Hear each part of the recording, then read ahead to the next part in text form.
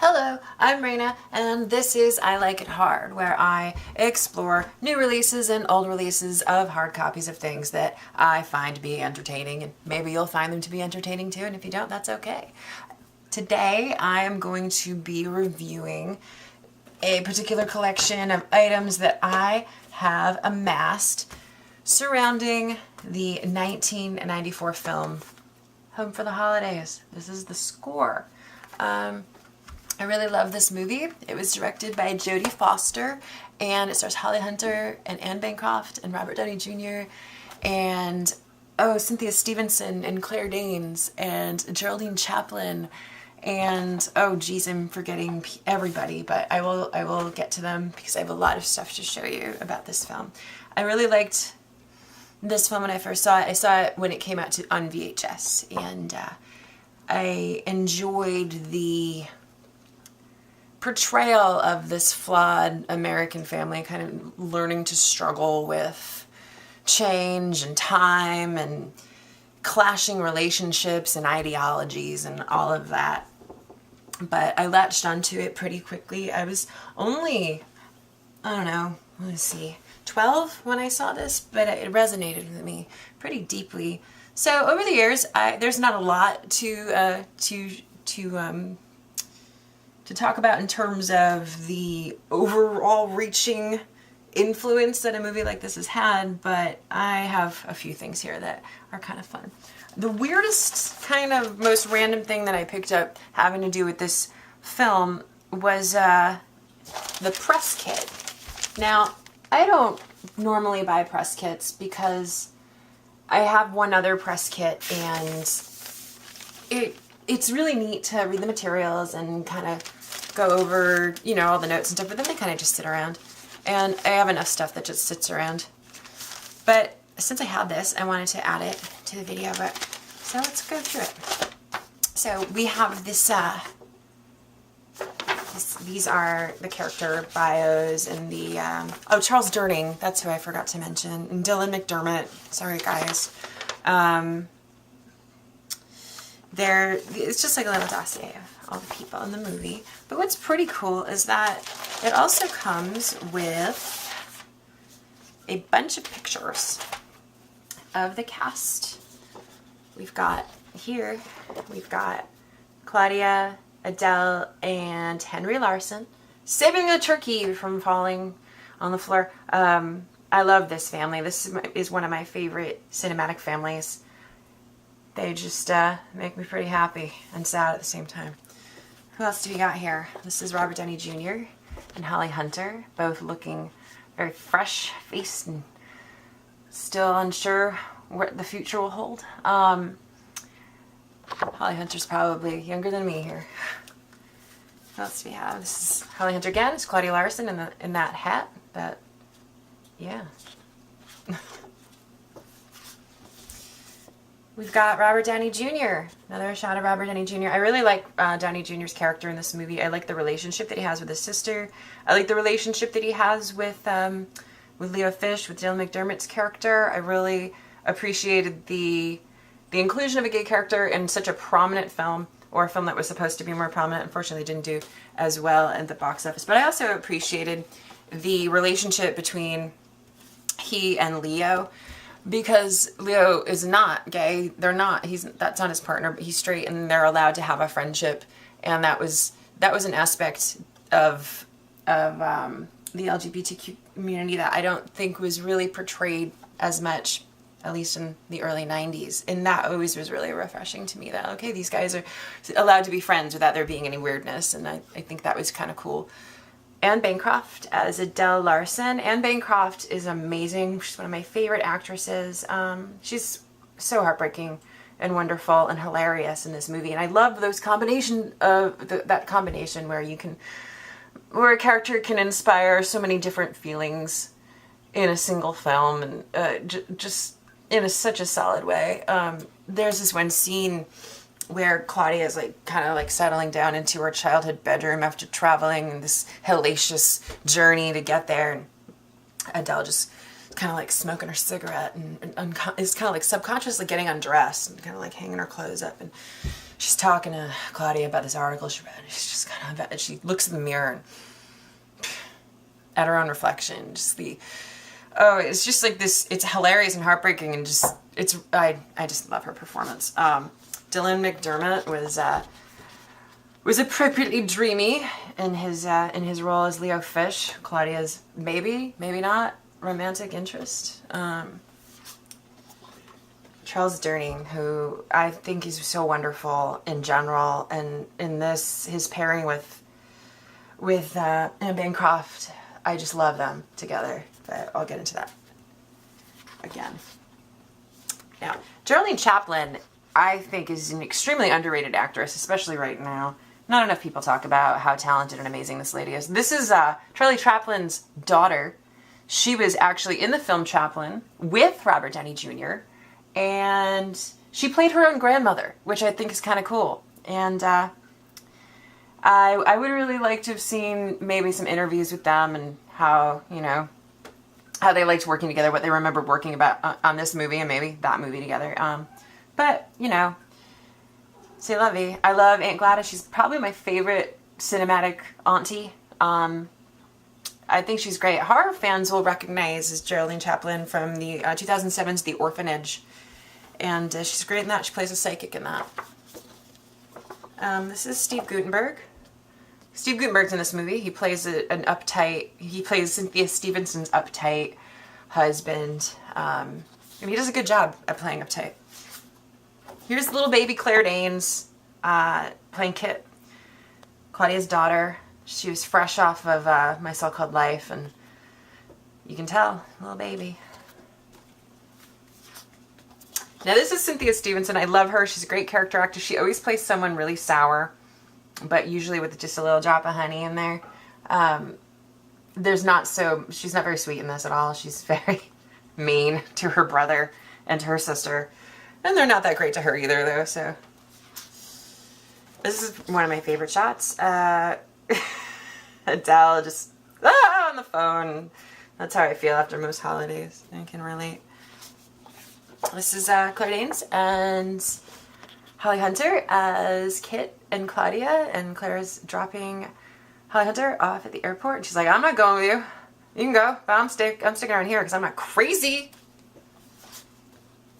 And these two crazy kids kind of like, oh, hi, I don't know who you are, but let's make awkward conversation and try to pretend that we're not attracted to each other and blah, blah, blah, blah, blah. I like that the romantic subplot wasn't like pounded in there, and it left some things ambiguous. And here's Jodie Foster, who directed this film. I love the movies that Jodie Foster has directed so far, and hope she makes more eventually. She did one of my favorite commentaries ever on a movie for this film. Very thorough. Sometimes you get a commentary and you get very excited to watch the commentary, and you get to a scene, one of your favorite scenes or a scene that you just kind of stuck out for you, and you can't wait to hear what the filmmakers have to say about it, and then there's nothing.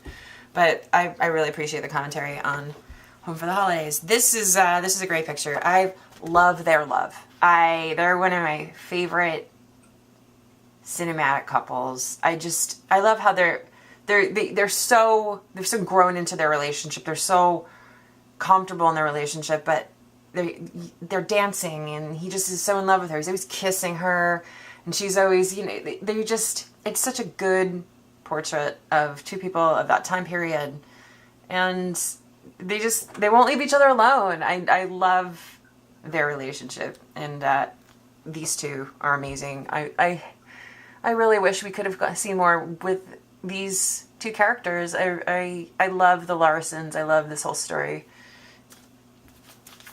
And this is a shot of one of the events that happens at dinner. I love Cynthia Stevenson's dress. The dress looks uptight. It looks like it's like a pilgrim, you know, puritanical, and her character is very puritanical. So I think that must have been a conscious choice by the costume designers. One thing that ticks me off about this press kit is that there's no picture of the whole family, and even on the DVD, you get this. So why wouldn't this be in the press kit? You know, that seems silly, but Anyway, the rest of the press kit, these are just slides, and these are just slides. You're not going to be able to see these slides. They're just little slides. It's all the pictures I just showed you, but in color. Few variations, some more behind the scenes stuff. I'm sorry that you can't see that, but they're there, I promise. So that's the press kit, and one of my favorite things that came out of this whole film was what came before this whole film, and that is the book that includes the story that the film is based on. Now, the story is really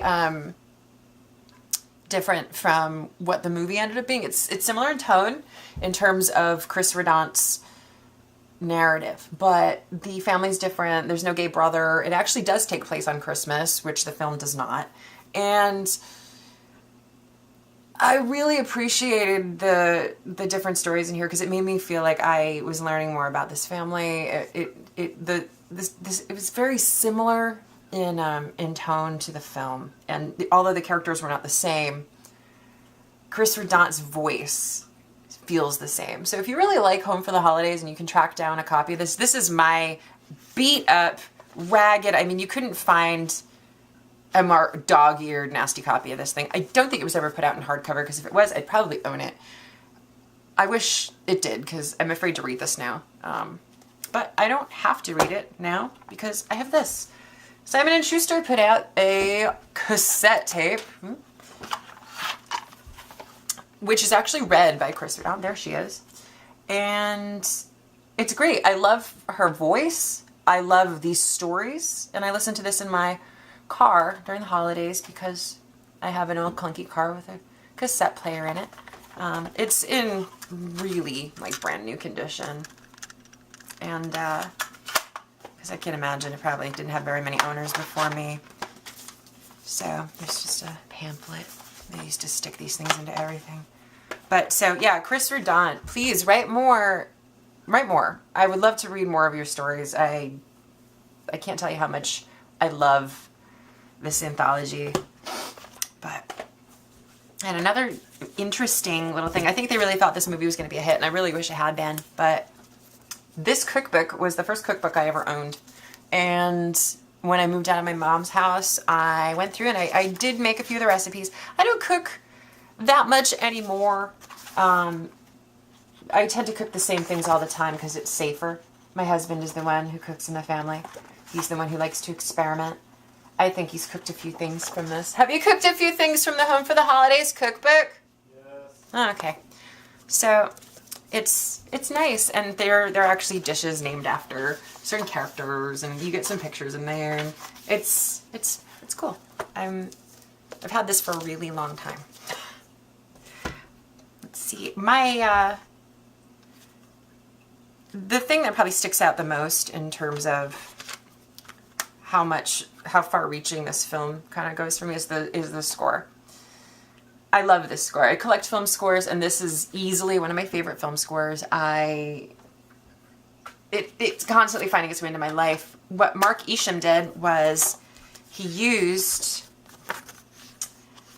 Nat King Cole's "The Very Thought of You" as a base, as kind of a theme for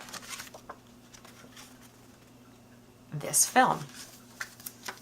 And I just love his variations on it. It's gorgeous. It makes me very emotional.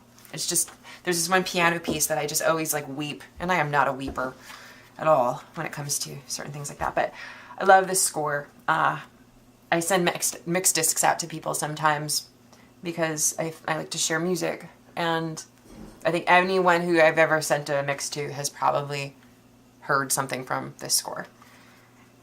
But that being said, this came in the mail today. I was just talking to my husband about how I wish that they would put a Blu-ray out. Maybe Shout Factory will put a Blu-ray out. And Shout Factory is where I get a lot of my favorite horror movies and a lot of my favorite horror posters. So it was really funny because I was just bopping around online and I realized Shout Factory put this out in October. So this came in today, and I tore into it, and I'm very excited about it, and I'm going to watch it tonight. And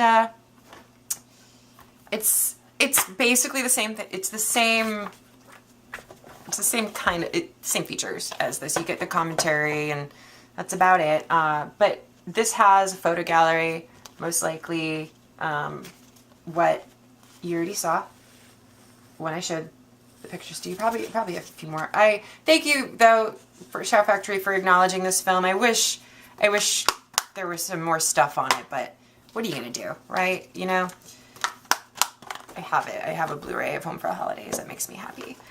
Okay, so closing thoughts. I know a lot of people have issues with the darker nature of some of the subject matter. I don't really think it's dark. Some people say it's dated now, like, oh, you know, the gay brother wouldn't have had issues like that with his family. I'm like, maybe not for you. Not everyone has it. Not everyone comes out of the closet and is automatically accepted. People deal with that every day. So I think that will still resonate with people.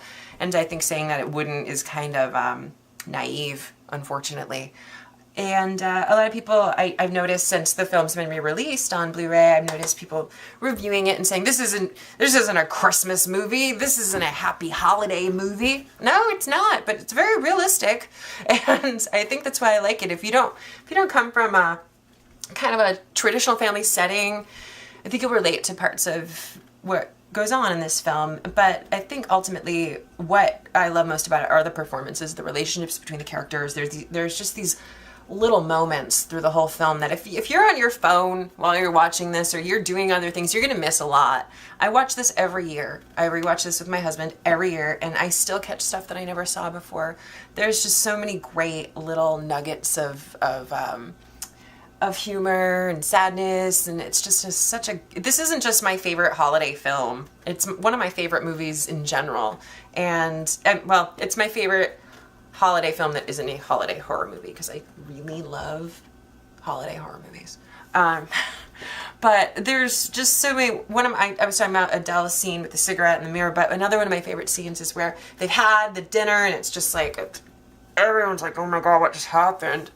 And Claudia and Tommy are sitting in the kitchen and they're just kind of like, and they have this moment, and I won't spoil it for you if you haven't seen it, but they have this moment and then it just kind of fades to black, and it's just so perfect, and I love this family, and I wish there had been more. I wish this movie had done well and that we had seen Christmas with the Larsons and 4th of July with the Larsons and Halloween with the Larsons.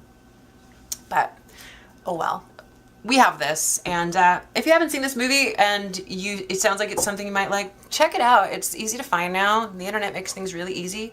I love this film, and I get it out every year.